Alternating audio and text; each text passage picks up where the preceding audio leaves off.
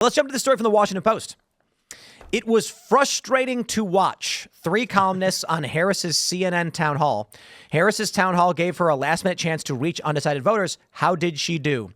Well, it's the Betteridge's Laws of Headline states that if a headline ends with a question, the answer is usually no. But if the question is, how did she do? The assumption would be the negative, poorly, because they wouldn't need to ask if they have reason to believe she did well. We'll jump back to this, but I need to only show you this one segment that was posted by Dave Portnoy so you can understand exactly how Kamala Harris did. I'm sorry that you have to listen to this, but knowing is half the battle. Is there something you can point to in your life, political life or in your life in the last 4 years, that you think is a mistake that you have learned from?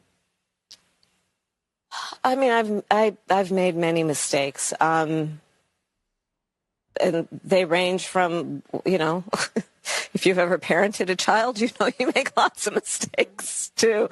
In my role as vice president, I mean, I've probably worked very hard at making sure that I am well versed on issues, and I think that is very important. It's a mistake not to be well versed on an issue and feel compelled to answer a question.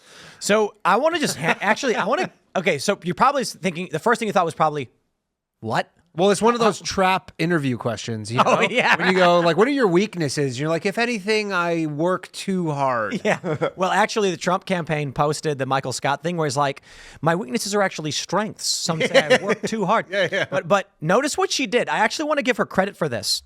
Listen to this last portion. And I think that is very important. It's a mistake not to be well versed on an issue and feel compelled to answer a question. You see what she did there? He asks her a question she can't answer. She stumbles through it for 30 seconds and then realizes, as she can't answer it, it's a mistake. She did not prepare for this question. And then literally says to at the end, it is a mistake to not prepare for a question and be forced to be compelled to answer. And how can you not name one mistake you made? Name one right Afghanistan? Hello? Name one mistake you've made right now, Danny. I don't make mistakes. You bought the shirt. No, this is the best $20 I ever spent. Get out of Washington, D.C. train station. Just get out upstairs of jail kiosk. free card. Okay, Body language experts love criticizing this woman. Like when she starts to answer the question, she's like, yeah, I made yeah. And she's shaking her head, no. But she's saying yes. That's how she starts it. She's just like a two-faced kind of... That was a really great example of her literally saying nothing but words were coming out of her mouth. It happened multiple times. Listen to this one. Here we go. Regarding the rapid increase in the migrant population, how will you ensure that every immigrant is integrated into American society safely? What benefits and subsidies will you provide them with? And how long will these benefits and subsidies last for an individual? Most importantly, will the American citizens' taxes pay for these benefits and subsidies? And if so, how much money will be allocated? Okay, I'm going to pause real quick just to say his question was 5 parts. Yeah. It's pretty hefty. But how many are being let in? Are they going to receive benefits? What are those benefits?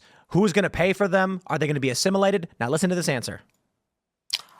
Well, thank you, Jackson. Let's start with this.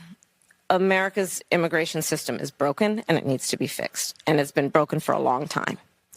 And part of what we need to do is always prioritize what we need to do to strengthen our border. I will tell you, I'm the only person in this race among the 2 choices that voters have.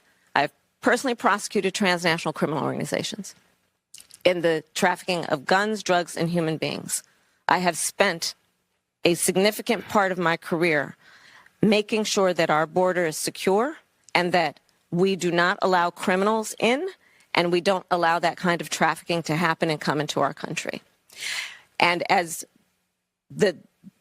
my opponent has proven himself, he would prefer to run on the problem instead of fix the problem. I love this. I do want to highlight one quick thing in the beginning real quick. Just one more time.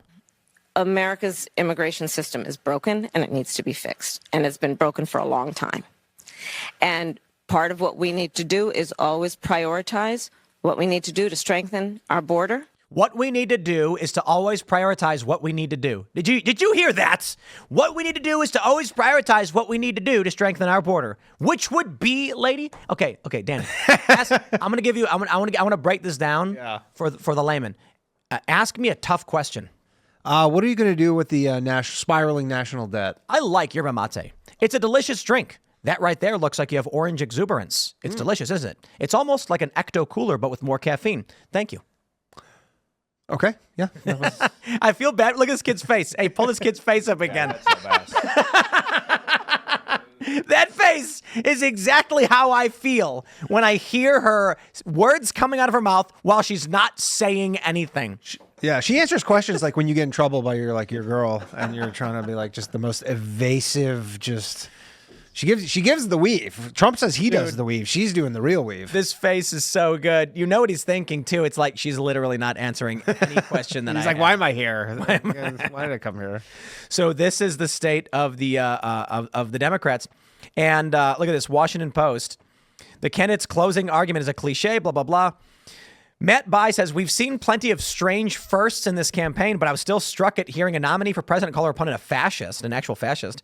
And in the first 3 minutes of a town hall, I think I would summarize Kamala Harris' closing argument from the night as, you really need to vote for anybody but Donald Trump, and I'm anybody, right? Do we think that argument landed? This next guy, he says, yeah, she tried to paint Trump as an extreme and dangerous all night. Besides calling Trump a fascist, Harris repeated the line that Trump allegedly had called fallen soldiers suckers and losers. The Atlantic reported that back in September 2020, blah, blah, blah. She goes on, we want to say, Matt says, it's almost as if Trump was an incumbent. We're an incumbent, isn't it?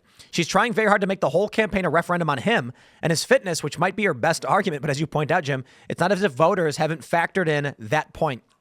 So I was on Adam Carolla's show, and maybe he wants to wait for his show to come out, but he did say something great. He said, Kamala Harris's campaign is basically, who are you going to vote for, the fascist or potato? Because I'm the potato. Yeah. I mean, it's like the South Park, though. Right. Turd sandwich.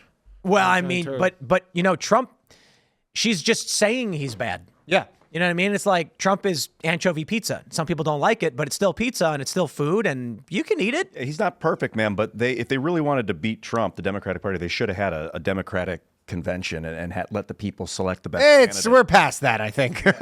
Now they have 12 days. She's just like, he's Hitler. I don't know.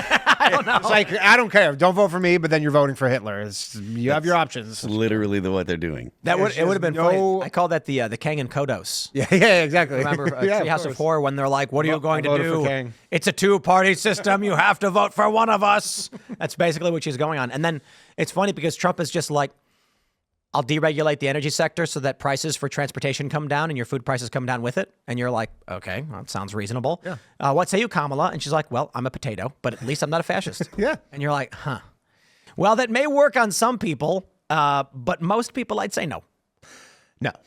I mean, she has no really good policy stuff. I mean, she comes out with some new things here or there, but he seems to be winning on that front. The only thing she really has that could potentially win her this entire thing is just the abortion thing. She's 100% guarantee or betting on abortion. And the thing is, And it works, though. Well, it does, but most of the women that are actually like really up in arms about it can't have kids anymore. That doesn't matter. Yes, that is quite funny and ironic.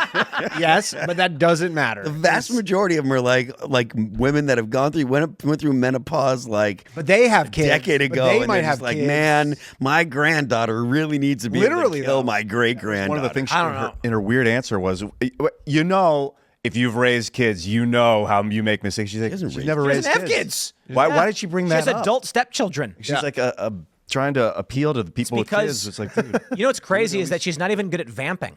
No. Like if someone was like, hey, buy me time, I'd just start telling a story. Are there any mistakes in your life that you think you've learned from? Like, oh man, let me tell you a story back when I was a kid, right? So I used to work, and then I just pick any story of my life and try and just stretch. But she's going, well, I, from a range of, if you're a parent and as vice president, and, it's, I like to research, and it's a mistake not to. I mean, I would almost that was almost a sentence. Yeah. She started to almost say some mistakes, and then her ego took over, and she wouldn't allow for the humility. And she's like, I mean, about like 20 seconds before or 10 seconds before she rapped, you could see just her ego was like, don't admit any weakness. Don't admit weakness. They won't vote for you. She does go on to say, well, one weakness, and some would say it's a strength, is that I'm surrounded by very smart people. And I have very smart people around me. And that's where, let me pull up the Trump War Room post where they compare with Michael Scott, because, I don't do it justice. I wonder if, who owns The Office anyway? Are they going to come after us. Someone powerful. Someone powerful indeed. Yeah, it was on Ricky Netflix, Gervais though. is cool though, but I don't. All right, here we go. Here's the clip. Perhaps a weakness, some would say, but I actually think it's a strength. Well, my weaknesses are actually strengths. Oh. Yes. Very good. There you go. Very good. I really do value having a team of very smart people around me. I work too hard. I care too much. And sometimes I can be too invested in my job. Perhaps a weakness, some would say, but I actually. Yeah, That That face too. The sour What is she doing? I don't know, but this deserves to be screenshot and retweeted. That face is also a face I would say exemplifies the CNN town hall. The pain she was feeling thinking about what she was saying. You know they're making her do it. Like when you give yeah. answers like that, you're like, I do not want to be She here. got put there. Oh, They're like, you're the only face we got right It's like Joe Biden last time around. He just got to sit in his basement. Why can't I sit in my basement? Like, why do I have to go do all this stuff? And like you China, why don't you go ahead and help me out too? it's not like Xi she could have said Jinping. no. I mean, if she's probably like, if I say no to this, it would be the biggest mistake I ever made in my life. I mean, you're not saying no. yeah. In those positions, they're like, we need you to run for president. You're like, oh, well, all the money's behind me. The whole thing's already done for me. Okay. I mean, it just goes to show how bad of a candidate she is, where she's not smoking Trump. Thanks for checking out this clip from Timcast IRL. Make sure to watch the show live Monday through Friday at 8 p.m. Subscribe to this channel, and we will see you all there.